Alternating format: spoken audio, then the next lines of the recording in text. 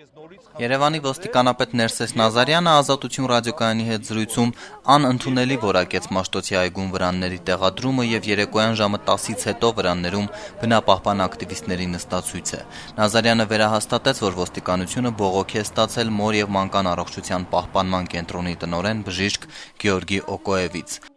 Բոլորս լավ հասկանում որ պրոբլեմ չէ ձեր բողոք ստեղծելը, հա, մեր ոստիկանության աշխատելավոճը իմանալով այդ տեսանկյունից կարան ցանկացած մարդու, որը կապված է իրանց հետ, փորձեն այդ բողոքը գրել տան, դա ինչ-որ մեծ պրոբլեմ չի այդ գրելը, դա դա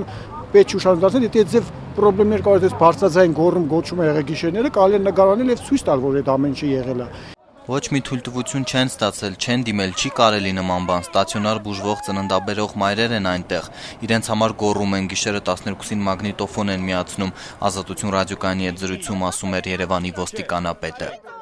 Ոչ մի աղմուկ էլ չի եղել եւ մենք միշտ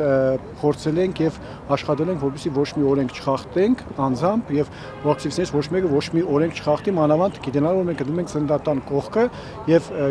10-ից հետո 11-ից հետո աշխատում ենք ինչ հնարավոր է ամեն ինչ ավելի ցածր ձայնով կատարվի այդ ամեն ինչը։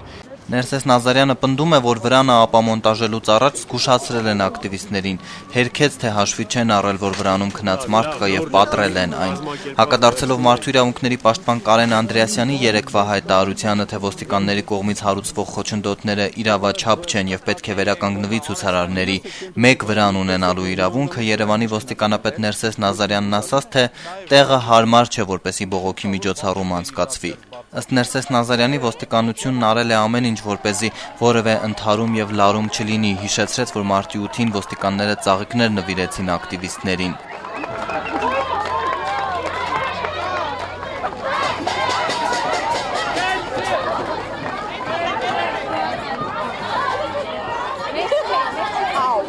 Ոստիկանությունն այսօր հայտարարությամբ է հանդես եկել, ընդգծելով, որ կարևորում է հանրության ներկայացուցիչների տեսակետները նաև այն դեպքում, երբ չի կիսում դրանք։ Ուստի առաջարկում է շահագրգիռ կողմերին վաղը կլոր սեղան քննարկում անցկացնել ոստիկանության գործողությունների իրավաչափության վերաբերյալ։ Հիշեցնեմ, նման մի քննարկում էլ ոստիկանությունը նախաձեռնել էր 2 շաբաթ առաջ, սակայն ակտիվիստները հրաժարվեցին մասնակցել։ Երևանի փոխոստիկանապետ Ռոբերտ Մելքոնյանը այսօր այգում ակտիվիստներին հորդորում էր անպայման ներկա լինել քննարկմանը։ Միջազգային փորձագետներ ման են լինելու։ Հա, եղավ անպայման։ Իրավաբաններ, իրավապաշտպաններ այնտեղ։